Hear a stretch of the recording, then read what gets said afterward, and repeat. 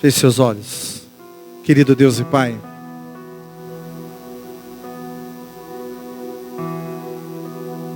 nós não vivemos nas épocas do mundo, mas estamos no mundo. Não somos do mundo. Que a Tua palavra venha entrar nesse coração, nessa vida. Nesse coração muitas vezes desesperado, angustiado, tomado muitas vezes pelas doenças da alma, do século, da depressão, da angústia, sufocado pelas trevas, violentamente atacado por dardos inflamados do maligno. Visita este coração, Pai. Fala esta vida. Usa Teu servo para traduzir a Tua palavra a estes corações. Que sejamos grandemente abençoados por Ti, Pai. No nome de Jesus. Amém e amém. No livro de Atos dos Apóstolos, você abre, mas nós não vamos fazer uma leitura agora. Nós vamos ler apenas um versículo. Eu vou contar a história que você que é de casa conhece, você que visita já deve ter ouvido falar.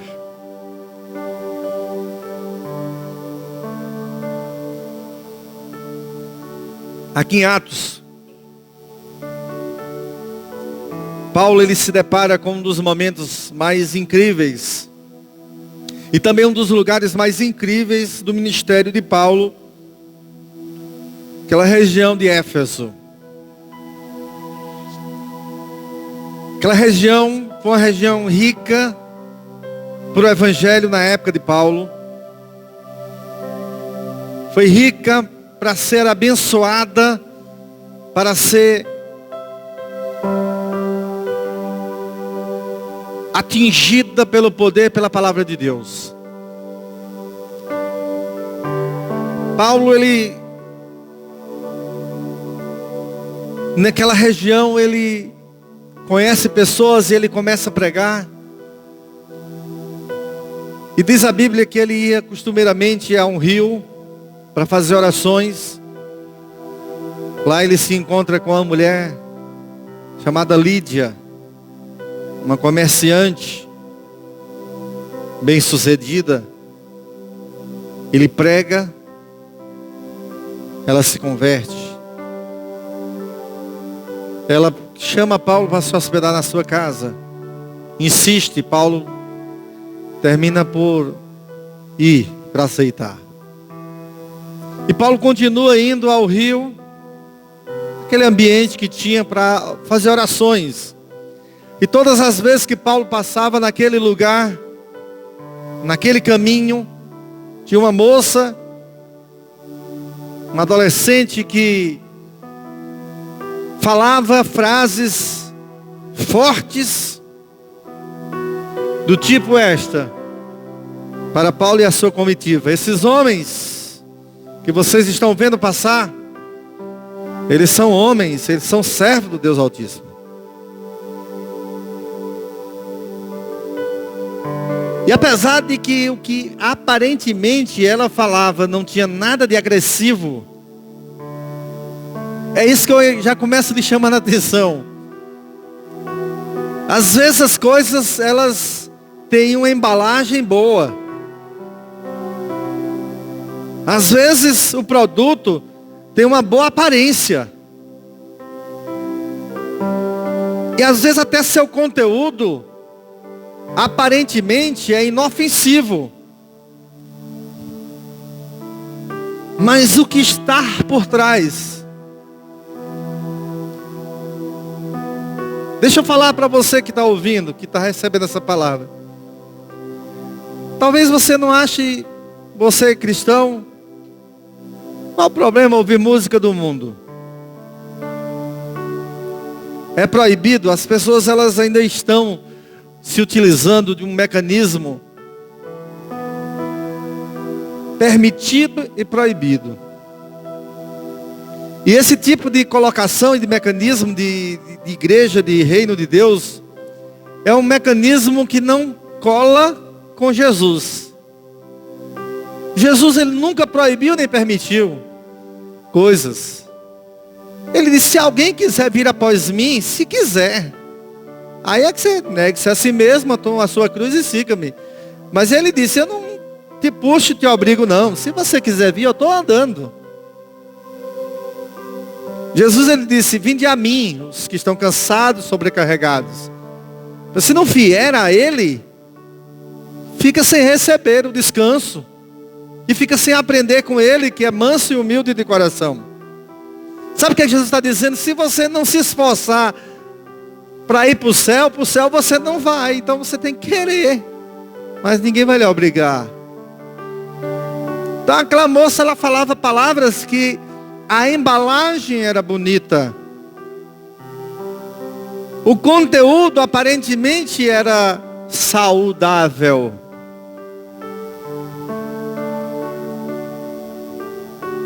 Porém, a fonte não era. Aí eu vou voltar já para a música do mundo para você entender. Sei que você está aí com uma pulga atrás da orelha, então nós vamos arrancar a orelha. A pulga. Ela dizia assim, estes homens são servos do Deus Altíssimo. E ele lhes anuncia o caminho da salvação. Eu pergunto a você. O conteúdo tem alguma coisa reprovável? Vou repetir. Estes homens são servos do Deus Altíssimo. Paulo e Silas eram ou não eram servos do Deus Altíssimo? E diz mais, e lhes anunciam o caminho da salvação. Eles anunciavam ou não o caminho da salvação? Amém ou não? Então vamos lá. A forma, o conteúdo e a embalagem.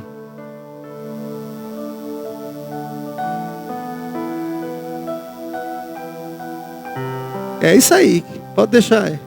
Esses homens são servos do Deus Altíssimo. Ele lhes anuncia o caminho da salvação.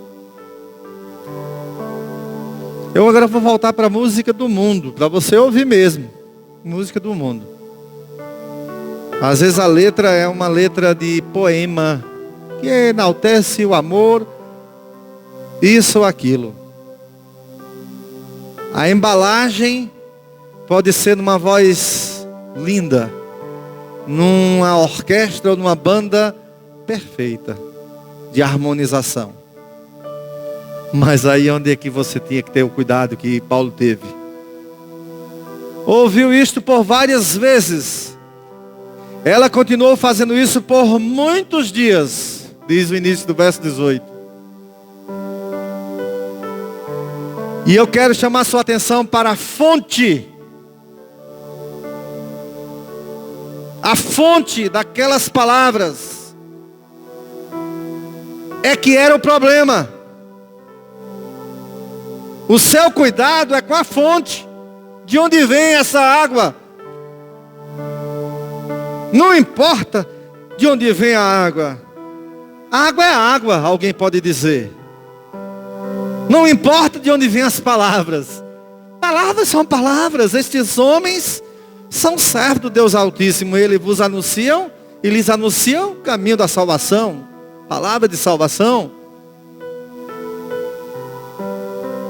Mas a fonte que inspirava e traduzia as palavras à boca daquela menina era de um demônio.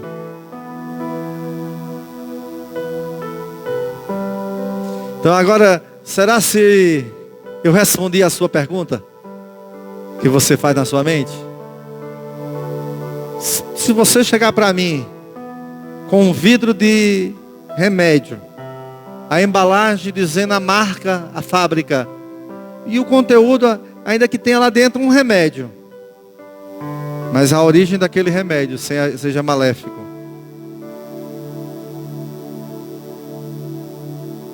É isso que você precisa ter cuidado na sua vida. Não basta a música ser linda, ser poética, ser bem tocada, ser bem cantada, e a letra não dizer nada de mal, se a fonte for um demônio. Você está ouvindo um demônio falar palavras ao seu coração. Escute o que eu estou lhe dizendo, porque essas palavras que Paulo ouvia, ditas nos dias de hoje, alguém poderia dizer assim: aleluia, eu recebo. Mas Paulo não recebia, Paulo se incomodava. E Paulo parou e disse: espera aí, esse negócio não está certo. Porque de uma fonte má não pode nascer coisa boa. De uma fonte de água amarga não pode nascer água doce. Então do maligno não pode vir coisa boa. Ele quer me destruir e ele vai usar essa menina. Por quê? Se Paulo desse àquela menina credibilidade, eu estou hoje pregando inicialmente quase como uma quarta-feira, uma doutrina. Se Paulo lhe desse credibilidade, daria para ela credibilidade também para as adivinhações que o demônio lhe dava. Entendeu agora? Então se você compra aquele CD, ou baixa aquele EP, daquele cantor, daquela cantora, você está lhe dando credibilidade para a fonte que o inspirou. Mas Paulo não. E você, no nome de Jesus, também não, a partir de hoje. Imagine quando você estiver ouvindo aquela canção no seu rádio, no seu toca-CD, no seu celular. Aí alguém vai para justificar, eu me lembro que alguém chegou e falou assim: mas e músicas evangélicas que são isso e aquilo? Meu amado, quando você tenta justificar um erro com outro erro, ou baixando o nível das coisas, você só faz piorar o ambiente. Não justifique erro, corrija. Amém? Não é porque o outro está errando que você vai errar. Não é porque o outro fez alguma coisa errada que você tem que errar também, não. E Paulo, ele então faz o quê? No verso 18 diz que finalmente Paulo, ficou indignado. Voltou-se e disse ao Espírito. Porque era o Espírito que estava falando para aquela menina. Era o Espírito maligno que estava usando a boca daquela menina. Era o Espírito maligno que estava dando um bolo confeitado, lindo, maravilhoso, bem feito, com trigo, chocolate, tudo de bom, para Paulo. Mas ele disse: eu não quero, porque essa fonte não é bênção. Em nome de Jesus Cristo, eu lhe ordeno que saia dela. Amém? Depois desse evento, querido, houve um tumulto na cidade, um alvoroço na cidade. O apóstolo Paulo, então, ele é levado para um tribunal. Ninguém permite que ele se defenda. Eles acusam Paulo de ter quebrado a cadeia de comércio, de ganhos daquela região. Paulo e Silas, eles são imediatamente mandados ao cárcere, com a instrução de que o carcereiro deveria colocá-los na pior parte do cárcere, da prisão, e que deveria vigiar, porque eles eram perigosos. O carcereiro recebe então essa informação. Eles já tinham apanhado. Diz o texto aqui, que eu estou citando os textos. Eles já tinham apanhado bastante. Eles estavam todas as partes das suas costas, do seu corpo. Eles estavam em parte de carne viva, sangrando. Eles são levados ao cárcere. É colocado numa parte interna, baixa, interior, chamado. Não existia drenagem naquela época nas prisões, nas casas. Não existia sistema sanitário que nós temos hoje, ainda que precário. naquela época não tinha nenhum, somente uma prisão. E na parte inferior era a parte que recebia os dejetos das partes superiores. Era lá que Paulo foi colocado com Silas. Foi lá que eles foram amarrados num tronco. Mas em vez de murmurar, reclamar, a Bíblia diz que eles estavam cantando louvores a Deus à meia-noite. E louvavam a Deus. E de repente diz o texto que um terremoto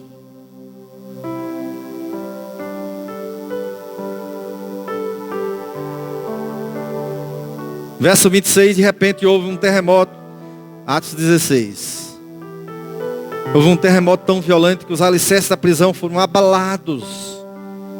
Imediatamente todas as portas se abriram e as correntes de todos se soltaram. O carcereiro acordou e, vendo abertas as portas da prisão, desembainhou a sua espada para se matar, porque pensava que os presos tivessem fugido até aí. A mensagem de hoje é sobre o carcereiro. Não é sobre Paulo, nem sobre Silas, é sobre o carcereiro. Aquele símbolozinho amarelo é setembro? Do suicídio? Setembro amarelo, é isso? A palavra de hoje é sobre isto. Não faça isso. Não faça isto. Esse é o tema da mensagem. É quando as pessoas elas entram num desespero. Diz o texto aqui no verso 27, que o carcereiro, quando ele acordou, que ele viu as portas abertas. Era o emprego dele, era o negócio dele, era a vida dele, era o sustento dele, era a honra dele, era a palavra dele, era a vida dele. E ainda mais se ele recebeu na noite anterior, naquela noite anterior, eles tinham recebido 2 prisioneiros e ele recebeu instruções específicas para ter cuidado com aqueles prisioneiros. Houve aquele terremoto, as portas da prisão estavam abertas. O homem ele entrou em desespero, ele entrou em angústia, ele entrou em depressão, ele entrou numa situação própria de suicídio. É quando a pessoa chega num estado que ela olha assim, diz, não sei mais, eu não tenho o que fazer. A minha honra foi jogada fora. O meu negócio, o meu emprego, a minha vida financeira está sendo jogado fora. A minha família vai ser ridicularizada. Olha a minha situação, e a pessoa entra num desespero. Foi isso que esse homem estava, ele desembainhou a espada. Todo mundo fugiu. Como é que eu vou explicar isso? Como é que eu vou explicar lá? Quando ele olhou, as portas de todas as celas estavam caídas. Quando ele olhou, todas as correntes estavam quebradas.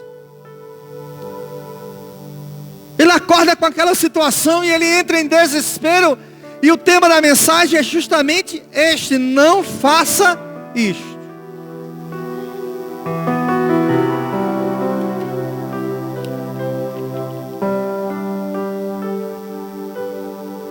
É quando nós nos debruçamos sobre situações que nos fogem ao controle. Nós pensamos no pior.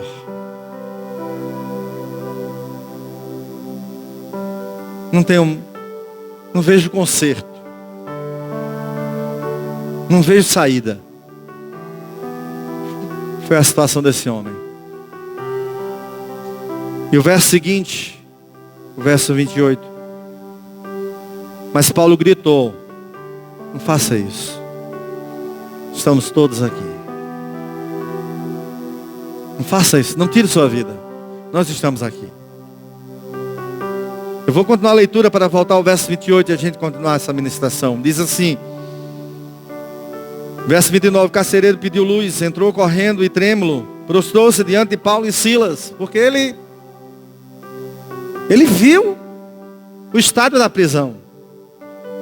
Ele sabia a quantidade de presos que tinha lá dentro.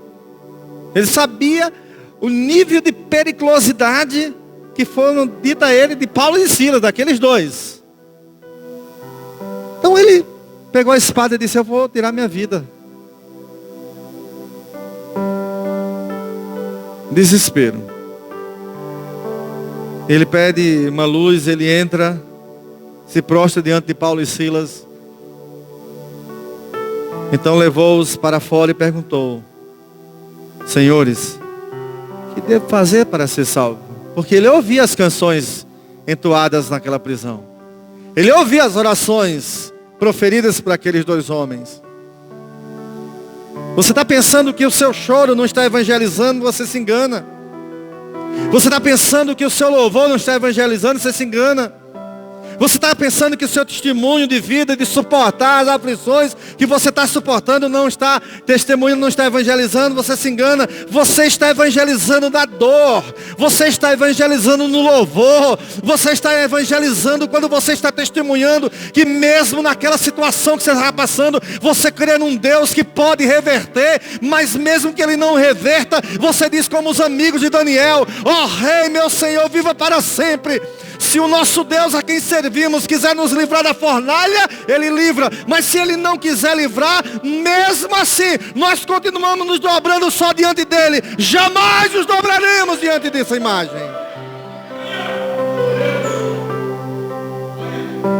O que é que eu vou fazer para minha vida mudar, diz o carcereiro? Porque eu sei que isso que aconteceu aqui não é normal. As pessoas em volta da sua vida sabem que o que está acontecendo contigo é para te derrubar, é para te fazer murmurar, é para te fazer desesperar, é para te fazer correr e jogar tudo para o alto. Mas a primeira coisa que eu quero lhe falar: diga não às medidas extremas.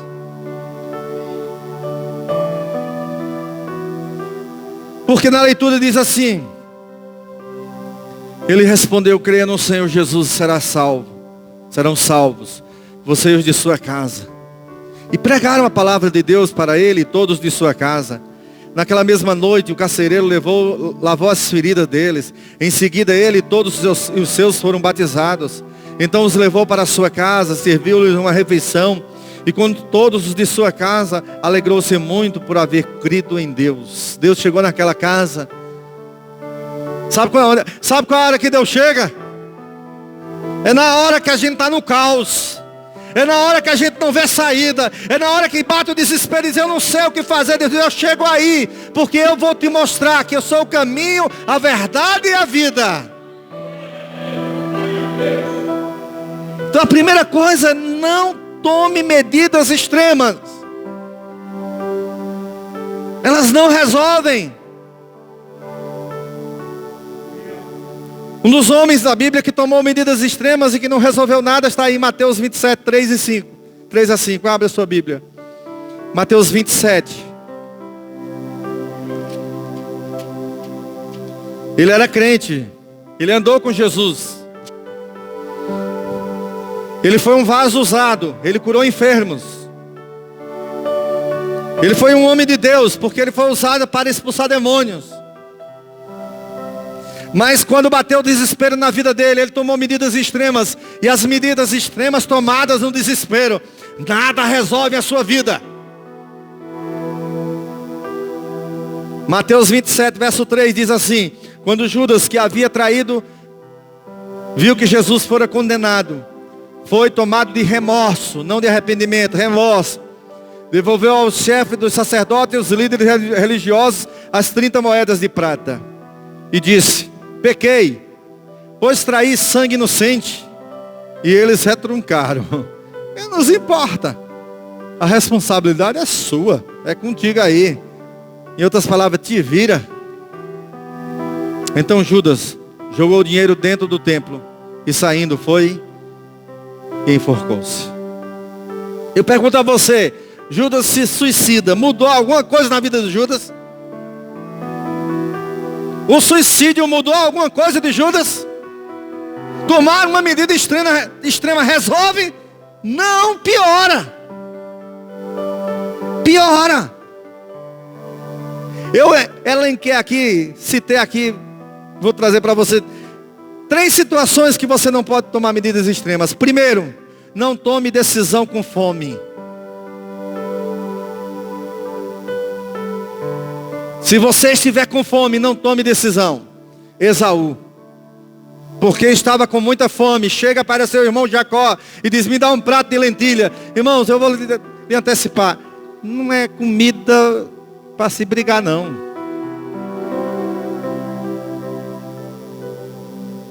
É mais ou menos um prato de fava ou um prato de...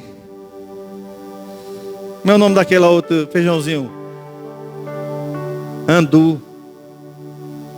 Quem brigar por um prato de andu, coitado. Lentilha é por aí, irmão. O nome é bonito, não tem por aqui, mas é só como diria a nossa nutricionista. Como é? Meu nomezinho de feijão é o feijão é o quê? Não, cadê o nomezinho que vocês vão me ajudar na culinária, como na nutrição? Como é o feijão é o quê? Você tem que comer muito leguminosas. Pronto, é só uma espécie de leguminosas. Lentilha. Mas Esaú estava com fome. E Esaú diz assim: eu quero esse prato de lentilha. Jacó diz: então me venda seu direito de primogenitura. Vamos fazer uma troca. Ele diz: fica com o meu direito de primogenitura. E a Bíblia diz lá em Hebreus que ele depois tentou reverter e não podia mais, não tinha mais como fazer, porque tomou uma decisão na hora da fome. Não tome decisões extremas quando você está carente, quando você está com fome. Não só fome de comida, mas não tome decisões quando você está carente. Você está desesperado por dinheiro, alguém chega e diz: pai, é dinheiro que está precisando, quanto é que você quer? 10 mil. É agora. E o que é que precisa? Não, se preocupa não. Se preocupa não, que eu sou igual ao capeta. Depois eu venho atrás, eu pego tudo que você tem, eu pego sua casa, pego seu carro, pego seu negócio, pego tudo que você tem, você vai ficar sem nada. Mas não se preocupa, agora eu te arranjo. Medidas extremas, não tome medidas extremas no desespero, na fome. Não tome medidas extremas fazendo compromisso sem orar e sem conhecer bem o que você está lidando. Não tome medidas extremas sem orar e sem saber com o que você está lidando. Sem saber o que é aquilo ali. Com que gente você está lidando, com pessoas você está tratando. Irmão, fala sério, você já leu aqueles contratos que diz assim: li, concordo? Artigo 1, artigo 2, artigo 3, 40 artigos, 20 e tantos artigos, as letrinhas bem pequenininhas, você não desespero para levar o negócio, assina aí, li, concordo. Deixa eu falar uma coisa para você. Você deveria ler para concordar. Apesar que o Código Civil protege você. O Código de Defesa do Consumidor protege você de contratos abusivos. Mas nós deveríamos ler para concordar. E ainda mais, deveria obrigar aquela empresa que está mandando você ler, ou você assinar, dizer assim: eu quero que você agora aumente o tamanho da letra e leia para mim todinho. Mas normalmente quem está assinando esse negócio vai marcar o xizinho é que está precisando. E aí na necessidade a gente faz coisas sem saber o que está fazendo. Sem saber com quem está lidando. Essa semana alguém passou na minha casa, lá na nossa rua, dizendo que estava procurando o Detran. Ah, não foi comigo. Eu não pude atender. Quando eu cheguei, disse: não, o rapaz lá estava perguntando se ali era o Detran. E por acaso está vendo algum pátio aqui, com um carro estacionado, com central de atendimento aqui, com um monte de gente atendendo, para falar que aqui é um Detran, uma Ciretran? É mala, irmão, é mala.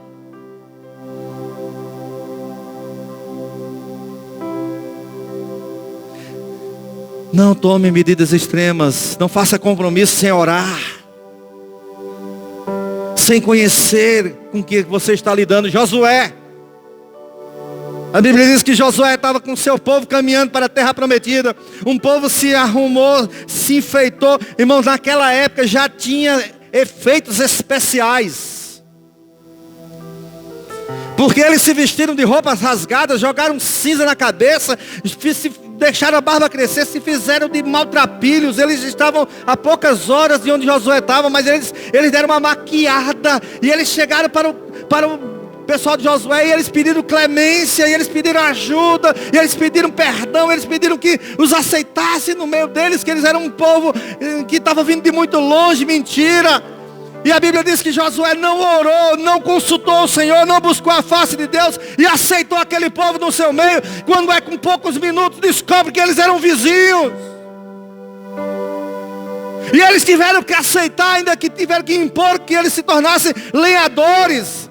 Que tinham que procurar lenha para o povo de Israel. Mas mesmo assim, eles eram para ter sido mortos. E agora eles estavam dentro do povo de Israel.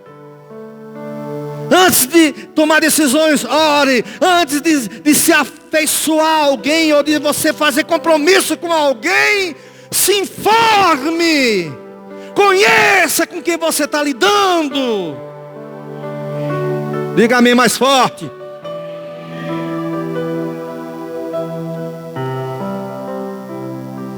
Oh, meu irmão, aproveite a experiência de quem sofre, para você não ter que sofrer. Aproveite a experiência de quem já padeceu, para que você não tenha que padecer. Já te contei tantas histórias aqui que... será que esse povo não aprendeu ainda? Lembra da história que eu conto aqui, repito, do rapaz mais bonito que chegou na igreja. O rapaz era lindo. O rapaz tocava violão. Dedilhava, que a gente chamava, né? Tocava. Era bonito. Vou continuar os adjetivos do rapaz. O rapaz tocava, o rapaz era bonito e o rapaz pregava. E ele tinha uma sede por evangelismo, ele saía de manhã e de tarde para evangelizar, à noite estava no culto. E o rapaz, ele evangelizava, ele tocava, ele pregava, ele também orava. E quando ele orava, era uma unção maravilhosa. Um rapaz tocava, orava, cantava, pregava e era bonito. As moças já diziam assim: isso não é um homem não, é um anjo. Isso é um presente. E aí ele chega para uma das moças da igreja também, bonita. E ele começa a cotejá-la lá, tal, e começa ali e tal, e nessa história vai, nessa história vem, nessa história vai, nessa história vem. Vamos namorar. Tá, e tá tudo bem. Já conta essa história, mas para você entender que o negócio é assim que funciona, né? Aí ele diz assim: agora eu quero, antes de voltar para o seminário, que ele fazia seminário, eu quero levá-la para a minha cidade para apresentar aos meus pais. Lembra do conteúdo bonito? Qual é o problema de apresentar aos pais? Era até bem intencionado. O problema foi que a missionária, a pastora da igreja, diz assim: o quê? Você vai entrar num ônibus aqui de Exu para ir lá para perto de Recife. Só vocês dois? Você acha que essa cidade vai falar o quê? O nome dela? Vai não. Você vai. Outro dia ela vai. Mas os dois juntos não vão não. Aí, irmão, o bonitinho, cheirosinho, orador, pregador, tocador, virou o cão dos infernos. Ele se revoltou tanto, era o dia da viagem dele contra a missionária, que ele, se ele pudesse, ele tinha esganado. E eu me lembro que eu não era dessa igreja, eu era muito amigo do povo dessa igreja. Eu fui lá, quando eu cheguei lá, o clima estava assim, meio de... Eu botei meu pé assim, mas sabe quando você bota o pé e fica querendo tirar? Não, não sai não, fica aí que você precisa saber. Eu digo: o negócio do clima estava pesado. O que é que você acha? Eu digo: eu não acho é nada. Estou fora. Sabe por quê, querido? Tem que saber com quem está lidando. Ela não sabia com quem estava lidando. Josué não sabia com quem estava lidando. Mas Josué fez um compromisso. Terceira coisa: não tome medidas extremas e não acredite numa palavra contraditória à palavra de Deus. Vou repetir: Não acredite numa palavra contraditória à palavra de Deus. Deus, Ele não é um Deus de mudanças. Ele fala uma coisa de manhã e de tarde Ele fala outra. Deus não muda. O que Deus disse é e não muda ao prazer de ninguém. Pode ser rico, pode ser pobre, pode ser cantor, pode ser o que for. O que Deus disse está dito. Mas diga um amém mais forte. Lá em 1 Reis 13 diz que Deus chamou um profeta e mandou falar com o rei. Falar para o rei, diga isso para o rei. E a prova de que eu estou lhe usando, se o rei fizer alguma coisa contra você, vai acontecer alguma coisa com ele. E aí o profeta chega lá e diz: seu rei vai assim. O rei indignado levanta a mão e diz: prenda o homem. Aí o anjo foi e engessou a mão do rei. E o rei ficou com desse jeito. E aí começou a ficar desesperado, porque o braço do homem ficou duro. E aí ele olha para o profeta e diz: homem de Deus, ore por mim, peça a Deus que... Aí o profeta disse: eu sou um homem de Deus. Orou. O braço do homem voltou a funcionar. Aí o rei disse: eita, senta aqui para comer. Vamos comer um pãozinho, vamos comer um acarajé. Vamos tomar aqui um refrigerante.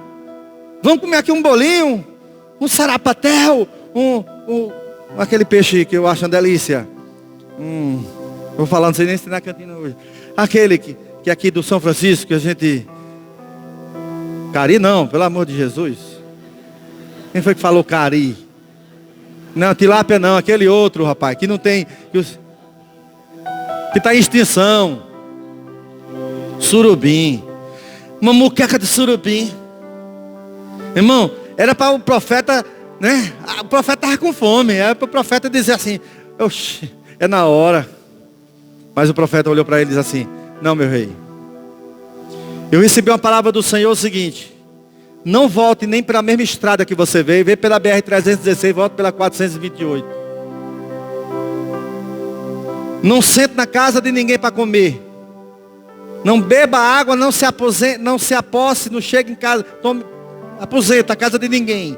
Não coma pão, não beba água, não coma nada na casa de ninguém. E volte por outra estrada. Aí o filho de um profeta do diabo, digo logo assim, chegou lá pro velho e disse: pai, um homem de Deus fez isso. Foi. E cadê ele? Ele disse que Deus disse para ele não voltar pela mesma estrada. Contou a história para ele. Não comia em casa de ninguém. Ele disse: por onde é que ele foi? Ele foi pela BR-428. O velho pegou o jeguinho dele,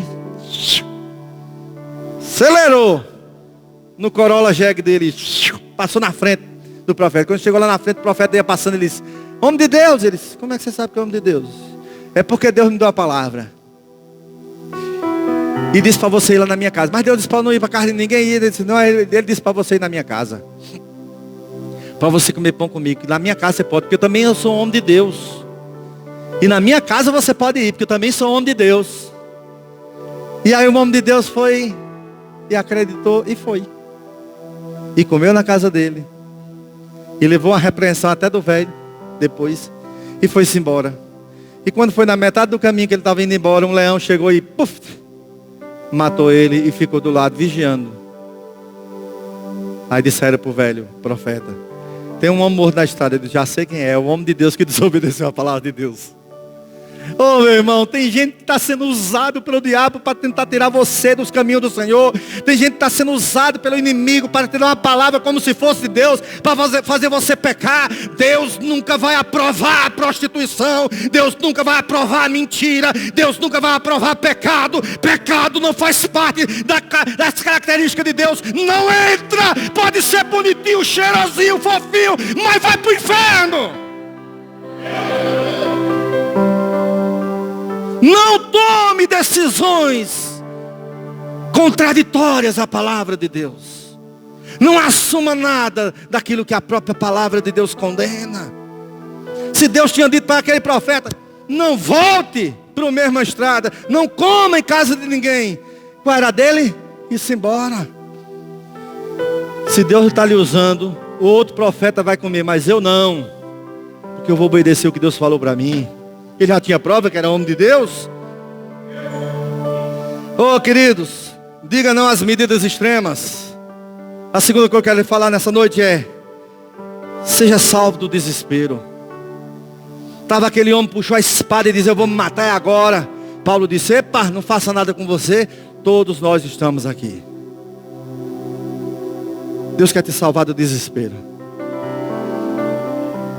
Você não vai entrar em qualquer igreja, em qualquer religião, em qualquer casa, em qualquer lugar. Não. Não é assim não. Isso é desespero, que diz: onde falar de Deus eu vou. Que conversa é essa? Já te falei, já te provei, já te mostrei que não é porque fala de Deus que é bom não. Não é porque está falando a palavra de Deus que é justo não. Tem que ter convergência com a palavra. Tem que estar aqui na palavra. Tem que ser da palavra. Tem que ter vida. Então, queridos, eu quero chamar você para um salmo lindo, maravilhoso, mas que fala da salvar do desespero. Salmo 18. Abra aí sua Bíblia, por favor. Salmo 18.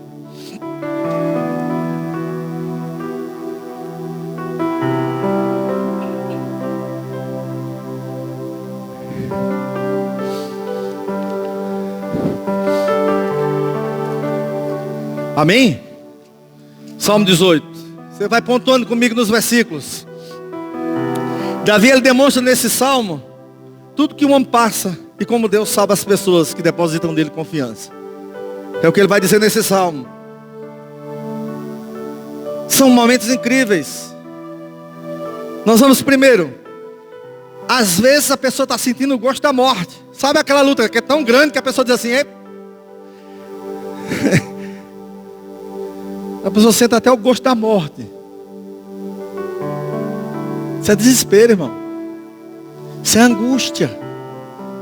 Isso é depressão. Isso é o que leva muitas pessoas ao suicídio. E o que fazer para a pessoa não se suicidar? Corra para Deus. Corra para Deus. Porque o que você passa, eu passei, a outros passam, mas a diferença está: corra para Deus, porque Davi também passou. Olha o que ele diz no verso 4. Vamos acompanhando comigo. Verso 4. As cordas da morte me enredaram. As torrentes da destruição me surpreenderam. Ele ainda diz mais no verso 5. As cordas do Seol, do inferno, da morte, me envolveram. Os laços de morte me alcançaram. Davi está dizendo assim: eu senti o gosto da morte.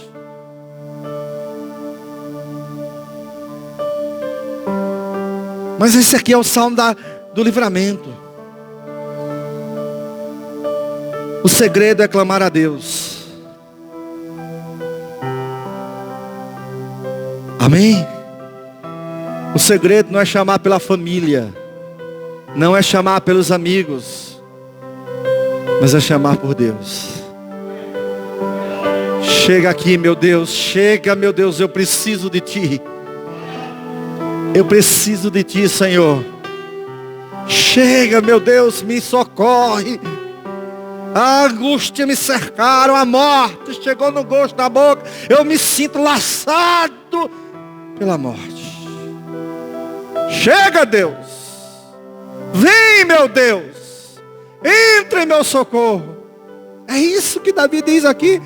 Olha, verso 3. Mas vamos ler primeiro o verso 6.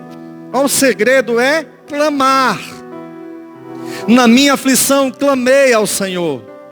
Olha o que diz ele: gritei por socorro a meu Deus. Do seu templo ele ouviu a minha voz. Meu grito chegou à sua presença, aos seus ouvidos. Grite: Deus me socorre. Deus me ajuda. E o que é que os vizinhos vão dizer? Vão dizer: ele está gritando por Deus. E quando Deus chegar, ele vai dizer: Deus chegou naquela casa, naquela vida, naquela família. Verso 3 diz assim: clamo ao Senhor, que é digno de louvor, e estou salvo dos meus inimigos. Sabe qual é o segredo? Clame. Clame a Deus. Terceiro, Deus vem nos socorrer. Diga aleluia. Sufocado estava Paulo e Silas lá no cárcere. A Bíblia diz que eles louvavam, mas talvez a canção dele pudesse ser assim: entra na minha casa. Talvez fosse essa: entra na minha vida, Senhor, vem aqui, Senhor, Deus de misericórdia, Deus de refúgio, Deus de fortaleza, Deus bom, Deus de Davi, chega aqui, Senhor, nos socorre, nos ajuda. E orava e louvava, e orava e louvava, clamando a Deus. E Deus chega. Olha, versos 7, 10 e 14. 7. Que coisa linda. A terra tremeu e agitou-se, e os fundamentos dos montes se abalaram, estremeceram, porque ele se irou. Quem se irou? Deus.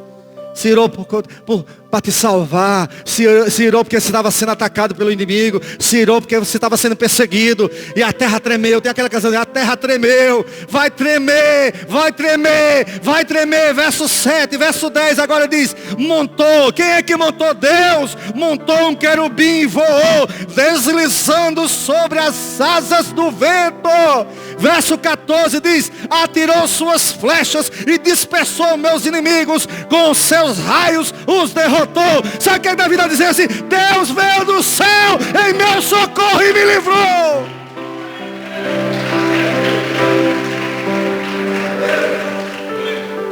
Clame, confie a sua vida a Ele. Você, diz a Bíblia, não será confundido.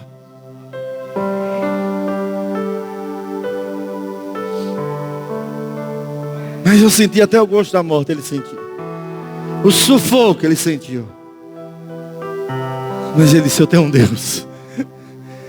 Eu tenho um Deus que me protege, que me salva.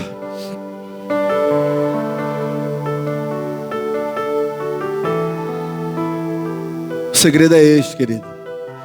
Por último, verso 16. Diz assim: das alturas estendeu a mão e me segurou. Tirou-me das águas profundas. Irmãos, leia a Bíblia e entenda o que ela está falando. Davi não estava no meio do mar, nem no rio. Como é que Deus tirou ele das águas profundas? Isso aqui é metafórico. Isso é parábola. Alamaxereca. Deus é espírito, Deus não tem mão. Mas para que nós entendamos a interferência de Deus, a providência de Deus, Ele diz: a sua mão estendida. É para você entender no sufoco que você está, Deus chega. Está ali como se estivesse se afogando, Ele chega. O verso 17 diz: livrou-me do meu inimigo poderoso, dos meus adversários, forte demais para mim.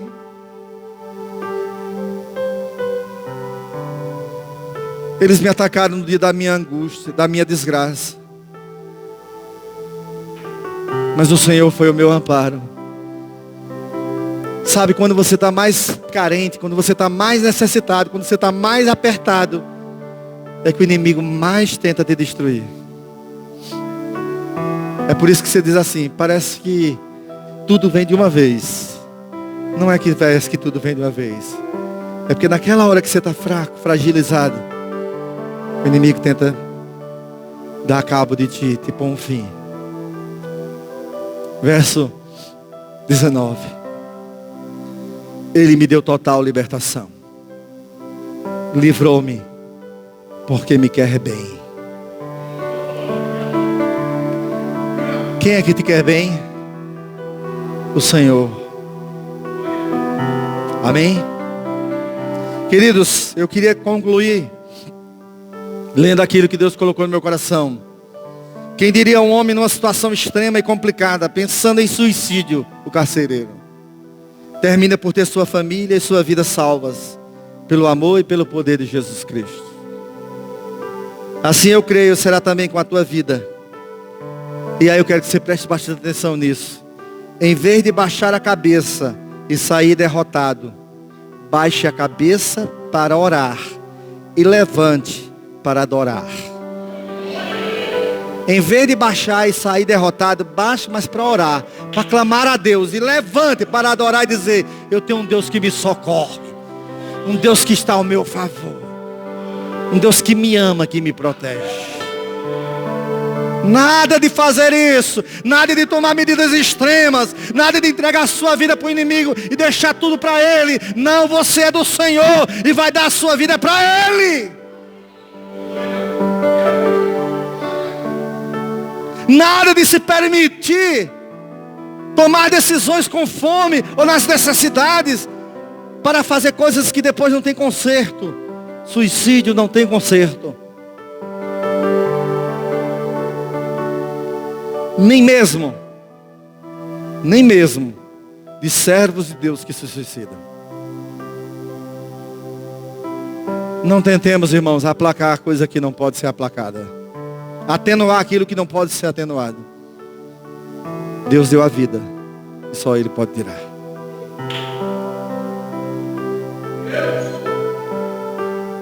Então, se você está numa situação extrema, corra para os braços do Senhor. Corra para Ele. Antes de tomar decisões na sua vida, de assumir compromisso na sua vida, ore, pergunte a Deus. Você pensa que alguém, por acaso, me deixa triste se disser assim: eu estou orando, estou investigando se essa igreja é mesmo uma igreja... Eu faço a questão que você saiba se nossa igreja é ou não. Uma igreja de Deus, da palavra, com doutrina correta, na Bíblia. Se não é aceita, que se não tem desvios doutrinários. Porque, queridos, se errar a porta, já era.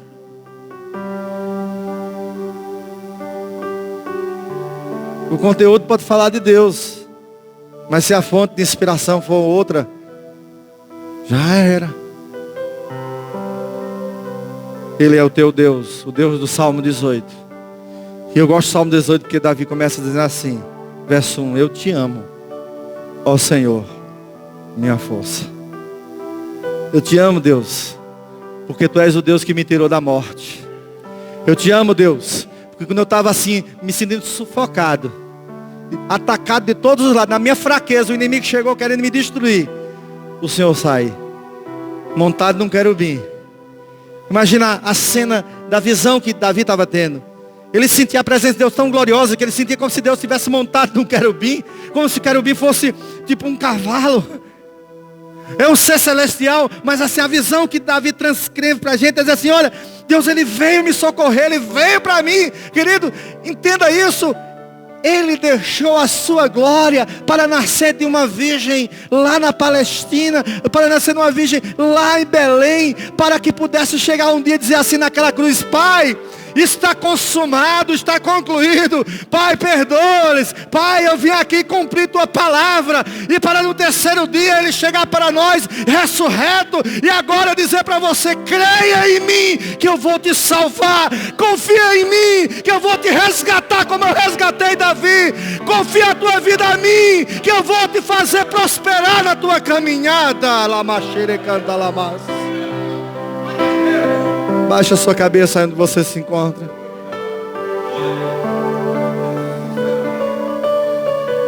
Feche seus olhos. Feche. Pode deixar gravando. Feche seus olhos.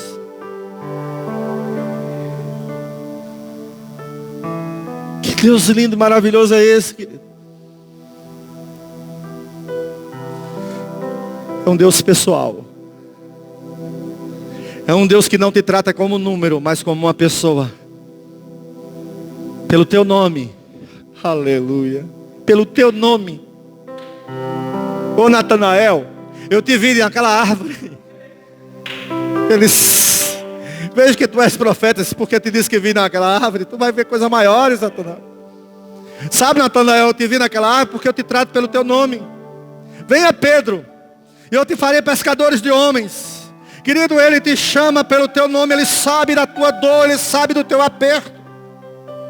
Ele sabe da aflição da tua alma. E Ele está te dizendo nessa noite: não corre para a espada. Não faz como Judas. Não vai como carcereiro. Ele está aqui para te salvar, para te transformar, para te perdoar, para fazer da tua vida uma nova vida. Vem para Ele. Vem sem medo. Vem sem resistência. Vem sem reservas. Eu te entrego, Jesus, a minha vida. Diga isso para Ele. Eu te sigo, Jesus. Eu me entrego a Ti. Porque o Senhor já provou que me ama. Você gostaria de fazer uma aliança com Jesus? De segui-lo, de se tornar um crente nele, um obediente a Ele, um discípulo dele? Gostaria de entregar sua vida para Ele? Não é apenas de crer, não é apenas de saber que Ele existe, mas de se tornar alguém que o consulta, o obedece, o segue, consciente do que você está fazendo. Você gostaria de entregar sua vida para Jesus? Onde está a primeira pessoa nessa noite que gostaria de entregar sua vida para Jesus?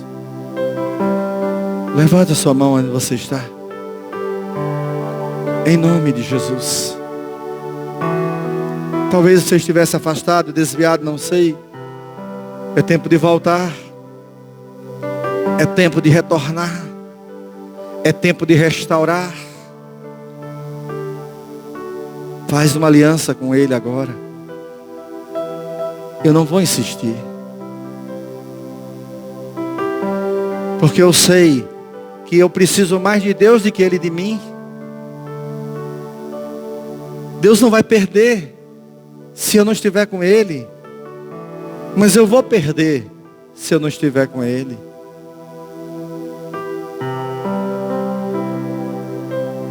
Ele ama você. Ele amava Davi. Ele saiu em socorro de Davi. Ele atirou as flechas contra os inimigos de Davi. Ele montou num querubim para salvar Davi. Porque ele clamou a Deus.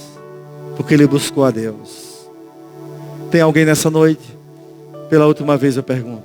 Tem alguém entre nós que gostaria de entregar a sua vida para Jesus? Se tiver, corajosamente, levante a sua mão aí onde você está. E nós vamos orar por você.